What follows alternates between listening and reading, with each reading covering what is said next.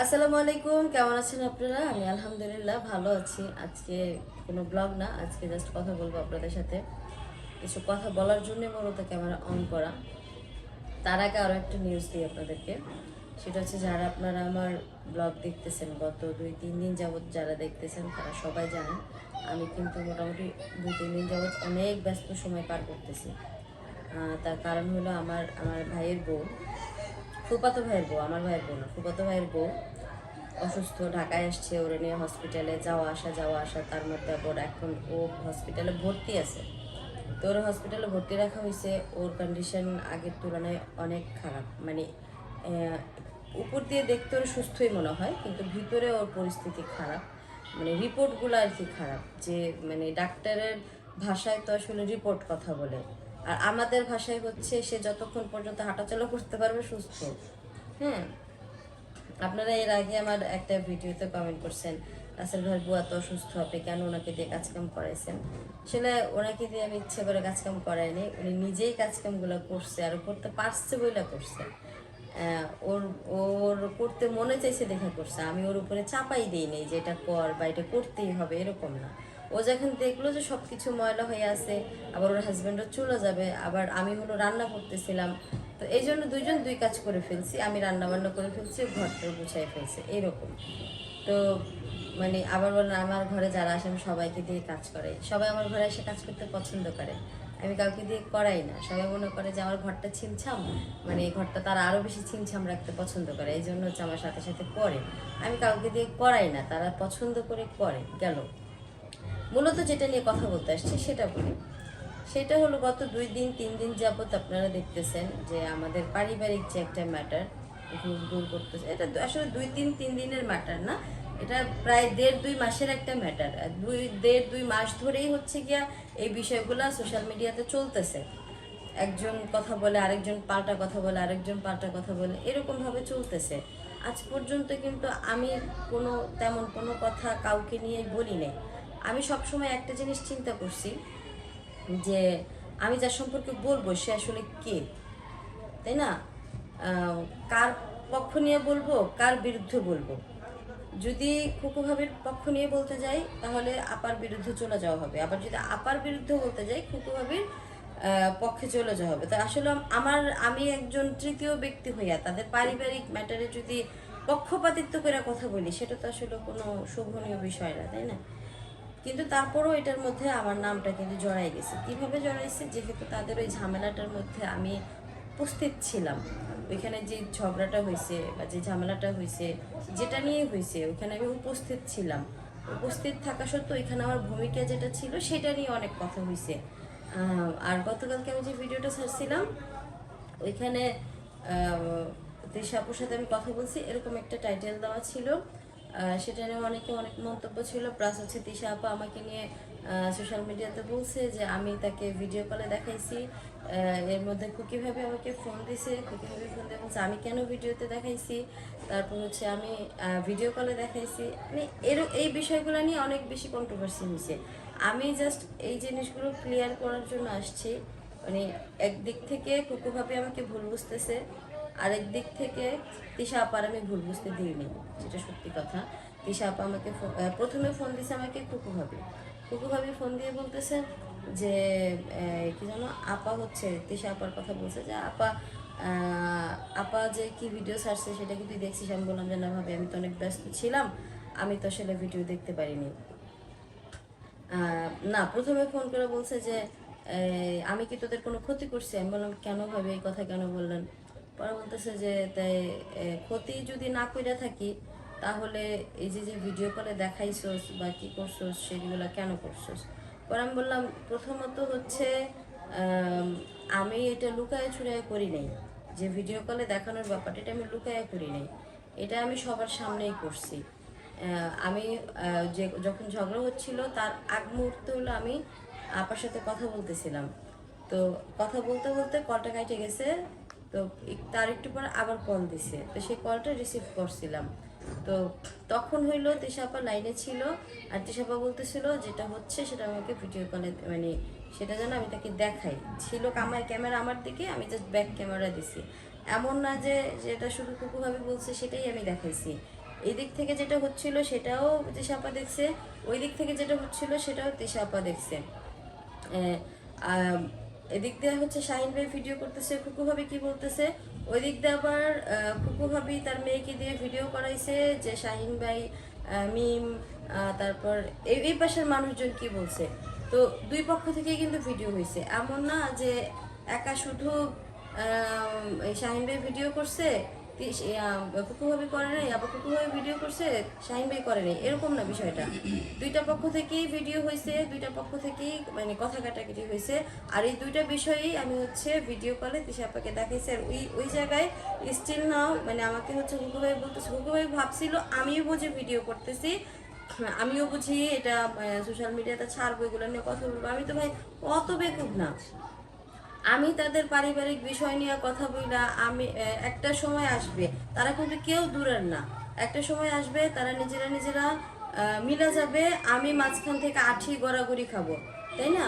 তো আমার তো গড়াগড়ি খাওয়ার দরকার নাই, আমি তাদের বাড়ির মেহমান, আমি তাদের বাড়ির মেয়ে, যেটাই হই না কেন আমি তৃতীয় ব্যক্তি। হ্যাঁ, সর্বোপরি প্রথম কথা এবং শেষ কথা, আমি একজন তৃতীয় ব্যক্তি। আমি তৃতীয় ব্যক্তি হইয়া তাদের পারিবারিক বিষয় নিয়ে যদি কোনো কথা বলতে যাই, সেটা তো আসলে নিজের স্বার্থ উদ্ধার হয়ে যাবে। আর আমি আসলে নিজের স্বার্থ উদ্ধার করার জন্য কখনো কোনো কাজ বা কোনো কথা বলি না, এটা আমার একটা হ্যাবিট বলতে পারেন, এটা আমার একটা অভ্যাস। তো এই জন্য হচ্ছে আমি কোনো বিষয় নিয়ে এই পর্যন্ত কোনো কথা বলি নাই। হ্যাঁ, তুই একটা হয়তো টাইটেল ফাইটেল এদিক সেদিক করছি, কিন্তু আমি বলি নাই কোনো বিষয় নিয়ে কোনো কথা বলি নাই। আমার তাদের বিষয় নিয়ে তো কোনো আসলে কথা বলার দরকার নেই। এখন কুকু ভাবি আমাকে ফোন দিয়ে বলতেছে আমি এগুলো কেন করলাম। আমি বললাম ভাবি, যেদিন নাকি এই ঘটনাটা ঘটছে সেই দিন আপনি আমাকে সাথে সাথেই জিজ্ঞেস করছিলেন যে তুই যে ভিডিও করতেছস তুই এই ভিডিও কয়দিন ছাড়বি। তখন আমি আপনার সাথে সাথেই বলছি ভাবি, আপনি যদি আমার ফোনে 1 সেকেন্ড ভিডিও পান তাহলে আপনি আমার ফোনটা নিয়েন বা ভাঙিয়া ফেলেন, যা খুশি করেন, আপনাদের এই ঝামেলার 1 সেকেন্ড ভিডিও আমার ফোনে নাই। তাহলে তুই ক্যামেরা ফোন এইভাবে কেন ধরে রাখছিস, আমি কি কিছু বুঝি না? আমরা ঠিক আছে, আমি ফোন এমনি ধরে রাখছি কারণ আমি কলে আছি, আমি কার সাথে কলে ছিলাম সেটা হয়তো বলি নাই, কিন্তু আমি তখন ওই মুহূর্তে সাথে সাথে কুকুরকে বলছি যে ভাবে আমি কলে আছি, আমি কোনো মিথ্যার আশ্রয়ও নেই। এমন না যে আমি কুকুর ভাবিকে কোনো মিথ্যা কথা বলছি, এই সেই কিছুই না। তারপর এই গতকালকে যখন গতকালকে না গত পরশু দিন মেহমান আসলো কবে আমাদের বাসায়, ওই যে সাথী ওরা কবে আসলো, মঙ্গলবারে হচ্ছে কি আমাদের বাসায় মেহমান আসছে, অনেক মেহমান আসছে। তো সেই মেহমানদের আসার আগ মুহূর্তে হচ্ছে আমি তিশা আপার সাথে কথা বলতেছিলাম। আর আমার কাছে আমি যখন তিশা আপার সাথে কথা বলতেছিলাম তখন আর কি আমি বললাম যে আপা, আপনি গত 2 মাসের মধ্যে কোনো কথা বললেন না, কোনো একটা ভিডিও ছাড়লেন না, আপনি হঠাৎ কেন এইভাবে ভিডিও ছাড়লেন? আপনার তো আসলে প্রয়োজন ছিল না, যেখানে আপনি 2 মাসের মধ্যে একটা সাউন্ড করেন নাই, হঠাৎ করে আপনার কেন ভিডিও বানাইতে হইলো? এই কথাটা বলছি। বলার পরে তিশা আপা মানে ভিডিওতে যেটা বলছে আমারও সেটাই বলছে, দেখ যে আমি একটা ফানি ভিডিও ছাড়লেও মানুষ আমাকে এইভাবে কমেন্ট করে, একটা নাচের ভিডিও ছাড়লো এটা কমেন্ট করে, বাচ্চারে নিয়ে ভিডিও ছাড়লো এটা কমেন্ট করে, ফেসবুকে ভিডিও ছাড়লেও এই কমেন্টই আসে। তো সেই জন্য এই কমেন্টে বিরক্ত হয়ে সে নাকি ভিডিওটা বানাইছে, সে কাউকে উপলক্ষ করে বানায় নাই বা এসে সে তার মতন করে বলছে। তো এই কথার ভিতরে আমি কিন্তু তিশা আপার সাথে এমন একটা ওয়ার্ডও ইউজ করি নাই যে ওয়ার্ডের কারণে তিশা আপা খুকু ভাবিকে ভুল বুঝতে পারে বা খুকু ভাবি তিশা আপাকে ভুল বুঝতে পারে, এরকম একটা সিঙ্গেল ওয়ার্ডও আমি ইউজ করি নাই। বরঞ্চ তাদের সাথে যেন সম্পর্ক ঠিক হয়ে যায় আমি সেই চেষ্টা করছি। হ্যাঁ, কিভাবে যে ধরেন আমি যদি চাইতাম যে তাদের সাথে সবসময় মানে লাইগা থাকুক, আমি কিন্তু তিশা আপাকে ফোন করে বলতে পারতাম যে আপা, খুকি ভাবি তো ফোন দিছিল আপনার নামে, তো যা খুশি তা বলছে, এই কথ্য ভাষায় গালাগালি করছে, এটা করছে, এটা করছে, আমি কিন্তু এটা বলতে পারতাম। কিন্তু এরকম একটা সিঙ্গেল ওয়ার্ডও আমি ইউজ করি নাই। আমি কেন ইউজ করি না, আমি চিন্তা করছি ভাই এই দুজন মানুষই আমার আপন, একজন আমার বড় চাচার মেয়ে, আরেকজন হচ্ছে বড় চাচার ছেলের বউ। হ্যাঁ, তো সেই ক্ষেত্রে দুজনেই আমার আপন, দুজনেই আমার কাছের, দুজনকেই আমার প্রয়োজন। আমি আমার যেটা এখন করণীয় সেটা হচ্ছে আমি এমন কোনো কথা বলবো যেটাতে তাদের দুজনের মধ্যে মন মালিন্য, ভুল বোঝাবুঝি একটু হইলেও কমুক, এই কথাগুলোই আমার বলা উচিত। আমি ঠিক সেই অনুযায়ী কথা বলছি। এমন কোনো ওয়ার্ড আমি ইউজ করি নাই যে ওয়ার্ডের জন্য তিশা আপা ফুপু ভাবিকে ভুল বুঝতে পারে। একটা ওয়ার্ডও ইউজ করি নাই এরকম, বা ফুপু ভাবি তিশা আপাকে ভুল বুঝতে পারে এরকম একটা ওয়ার্ড আমি ইউজ করি নাই। আমি এটা চেষ্টা করছি যে ফুপু ভাবির মনের ভিতরে তিশা আপাকে নিয়ে যেই ক্ষোভটা আছে সেই ক্ষোভটা একটু হইলেও কমুক, আমি এই টাইপের কথা বলছি। আর যেটা সত্য সেটা বলছি। আমার কোনো কথার ভিতরে কেউ বলতে পারবে না যে আমি কোনো মানে মিক্স করে কোনো কথা বলছি। আমি গতকালকে যেটা বলছি, আমি আমার ফুপু গতকালকে ফুপু ভাবিকে যে কথা বলছি, গতকালকে না পরশু দিন এরকমই ফুপু ভাবিকে যে কথা বলছি, তার আগে যে ফুপুর বাড়িতে কথা হয়েছে রমজানের সামনে সেই দিনও সেম কথা বলছি। মানে মোট কথা ফুপু ভাবির সাথে আমার যতবার কথা হয়েছে ততবারই আমি একই কথা বলছি।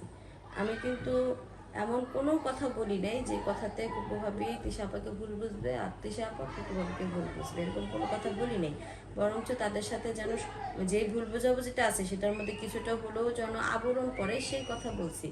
যে আপা ফুপু ভাবি কিন্তু এই ভালো ভালো কথাগুলো আপনার সম্পর্কে বলছে, এই ভালো ভালো ওয়ার্ডগুলো আপনাকে নিয়ে আসে ইউজ করছে। খারাপ একটা ওয়ার্ড আমি বলি নাই যে এই খারাপ। আর সত্য কথা বলতে কোনোভাবে ওরকম কোনো খারাপ কথা বলেও নাই তেশা আপাকে। তো সেই কথাটাই মানে যখন সোশ্যাল মিডিয়াতে আসছে আর কি, যে আমার সাথে আমি হচ্ছে ভিডিও কলে দেখাইছি তিশা আপাকে কে কী বলতেছে, সেটা নিয়ে আমাকে অনেক ধরনের অনেক কথা শুনতে হয়েছে। এক হচ্ছে কমেন্টস সেকশন বইরা গেছে, দুই হচ্ছে আশেপাশের মানুষজন অনেক কথা বলতেছে। আর যেহেতু আমার নাম্বারটা হচ্ছে গিয়া সোশ্যাল মিডিয়াতে একদম ভাইরাল হওয়া, সবাই মানে অনেক মানুষ যারা আমাকে ফোন করে করে বলতেছে আপনি কেন ঝগড়া লাগাইছেন, আপনি কেন ফোন করে ভিডিও কলে দেখাইছেন, আপনি কেন এই কথাগুলো বলছেন, কুকুরভাবে আপনাকে ফোন করে একটা কথা বলছে সেই কথা আপনি তিশা আপাকে বলে কেন গ্যাঞ্জাম লাগাইছেন। হ্যাঁ, আমি মুসলমান, কসম কসম কাটা ভালো না, ঠিক আছে। আমি কসম করে বলতেছি যে আমার দ্বারা এমন আমার মুখ থেকে এমন একটা ওয়ার্ড বের হয়নি, এমন একটা শব্দ বের হয়নি যে শব্দটার দ্বারা তিশা আপা কোনো কারণে কুকু ভাবিকে ভুল বুঝতে পারে, এরকম একটা শব্দও আমি ব্যবহার করি নাই। আবার কুকু ভাবির কাছেও আমি এমন কোনো একটা শব্দ ব্যবহার করি নাই যেই শব্দের দ্বারা কুকু ভাবি তিশা আপাকে ভুল বুঝতে পারে। ঠিক আছে, সুতরাং যারা নাকি আমাকে নিয়ে এই যে যে কথাগুলো বলতেছেন, কন্ট্রোভার্সি করতেছেন, আমি প্যাচ লাগাইছি বা আমার জন্য এটা হয়েছে বা আমার জন্য ওইটা হয়েছে, আমি সর্বোপরি আপনাদের একটা জিনিস বোঝা উচিত, তিশা আপা যেই পরিবার থেকে আসছে আমি সেই পরিবার থেকেই আসছি। তিশা আপা করিম ব্যাপারীর মেয়ে, আমি রহিম ব্যাপারীর মেয়ে, দুজনে কিন্তু একই পরিবারের, আমরা কিন্তু আলাদা না। আমি কখনোই চাইবো না আমাদের পরিবারের মধ্যে কোনো রকম কোনো ঝামেলা আসুক। হ্যাঁ, তৃতীয় ব্যক্তিরা হয়তো চাইবে, অন্য যারা আছে তারা হয়তো বা চাইবে যে ওদের মধ্যে লাইগা থাকুক। প্রথমে এটা আমার স্বভাবের মধ্যেই পড়ে না যে আমি একজনের কথা আরেকজনের কাছে কইয়া কিলিক লাগামো, ওইটার দ্বারা ঝগড়ার সৃষ্টি হইব, ওইটার দ্বারা বড় কোনো কন্ট্রোভার্সি হইব, এই ধরনের স্বভাবই আমার মধ্যে নাই। এটা হচ্ছে প্রথম কথা। আর দ্বিতীয় কথা, আমি ফ্যামিলির বাইরের মানুষ না যে আমি এগুলো করবো। আমি তাদের পরিবারেরই একজন মানুষ। আমি আমি কখনোই চাই না, আমি চাই সবসময় সবাই মিল হয়ে থাকুক। আগে যখন যাইতাম তিশা আপা ছিল, কুকু ভাবি ছিল, এক জায়গায় বসতাম, গসিপ হইতো, আড্ডা হইতো, ভালো হইতো, মন্দ হইতো, সব কিছু ছিল। পরিবার মানে তো আসলে এইটাই, পরিবার মানে তো কখনো এইটা না টুনাটুনি বয়ে রইলাম, গিললাম আর খাইলাম, এটা কখনো পরিবার না। পরিবার মানে হচ্ছে দুজন, চারজন, পাঁচজন, 10জন মানুষ একসাথে বসবো, গসিপ করব, আড্ডা দিব, এখানে মাস্তি হবে, পকাপকি হবে, মারামারি হবে, হাসাহাসি হবে, এটার নাম হচ্ছে পরিবার। পরিবার যদি এই যে টোনাটুনি এক লগে বইলাম, গপর গপর খাইলাম, চিতইয়া হইলাম, এটা কোনো পরিবার না। হ্যাঁ, এটার আমি কোনোদিন পরিবার মনে করিও নাই। পরিবার মানে সবাই মিলা, পরিবার মানে হচ্ছে ওখানে একটা একতা থাকবে, ওখানে সবাই সবাইরে ভালোবাসবে। আর এমন কিন্তু না যে কুকু ভাবি তিশা আপাকে ভালোবাসে না, আবার এমনও না যে তিশা আপা কুকু ভাবিরে ভালোবাসে না। আজকে আল্লাহ না করুক কোনো একটা দুর্ঘটনা ঘটুক, দেখবেন যদি কুকু ভাবির কোনো দুর্ঘটনা ঘটে সবার আগে তিশা আপা দৌড়ে আসবে, আবার যদি তিশা আপার কোনো দুর্ঘটনা ঘটে সবার আগে কুকু ভাবি দৌড়ে যাবে, কারণ এই দুজন মানুষই অনেক বেশি পরোপকারী। এই দুজন মানুষই দুজন অন্য মানুষের উপকার করতে পছন্দ করে। এই দুজন মানুষই, এমন না যে আসলে এই কেউ কারোর কিছু হইলে কেউ একদম হাত গুটায় বসে থাকতে পারবে, বিষয়টা কিন্তু এরকম না। হ্যাঁ, এর আগেও আমি আপনাদেরকে বলছি, আমার সাথে যখন সবার সাথে ঝামেলা ছিল তখন আমি বলছি যে ঠিক আছে, হয়তো মুখে মুখে ঝামেলা থাকতে পারে, আমাদের মনে মনে একটা ঝামেলা থাকতে পারে, কিন্তু আমি যদি আমার কোনো ঝামেলায় বা কোনো কষ্টের সময় বা কোনো একটা সময় আমি যদি আমার পরিবারকে ফোন করে একবার বলি যে আপা আমি এই কষ্টে আছি, আমার এখন আপনাকে প্রয়োজন, সে সব কিছু ফালাই আমার সেই প্রয়োজনে পাশে থাকবে। সেটা হোক মেন্টালি, হোক ফিনান্সিয়ালি, হোক ফিজিক্যালি, হোক হচ্ছে ফিজিক্যালি না, প্র্যাকটিক্যালি যেইভাবে হোক তারা আমার পাশে থাকবে। আর এটাই হচ্ছে পরিবার। পরিবার মানে আসলে কোনো একজন না, পরিবার মানে সবাই একজন একজনের সুখে পাশে থাকা, একজন একজনের দুঃখে পাশে থাকা, একজন একজনের প্রয়োজনে পাশে থাকা, অপ্রয়োজনেও পাশে থাকার নাম হচ্ছে পরিবার। তো এখন তার পরিবারের মধ্যে আমি তৃতীয় ব্যক্তি হয়ে যদি একটা ফাও কথা বলে ঝামেলা লাগে, তাতে কিন্তু আসলে আমার কোনো লাভ হইব না, কোনো কোনো বেনিফিট নাই এটার মধ্যে। এই জন্য যারা হচ্ছে আমার নিয়ে কথাগুলো বলছেন, আমি তাদের উদ্দেশ্যে শুধুমাত্র একটা কথা বলবো, ভাই আমার এরকম কোনো ইন্টেনশন আগেও ছিল না, এখনো নাই, ফিউচারও থাকবে না। আমি এই স্বভাবের মেয়েই না, আমার ভিতরে কখনো এই কুটনামি স্বভাবগুলো আগেও কখনো ছিল না, এখনো নাই, ইন ফিউচারও কখনো আসবে না। কারণ ভিতরে থাকতে হয়, এটা আমার ভিতরে নাই, হবে না, এইসব আমার দ্বারা সম্ভব না। যাই হোক, সর্বোপরি অনেক কথা বলে ফেলছি আপনাদের।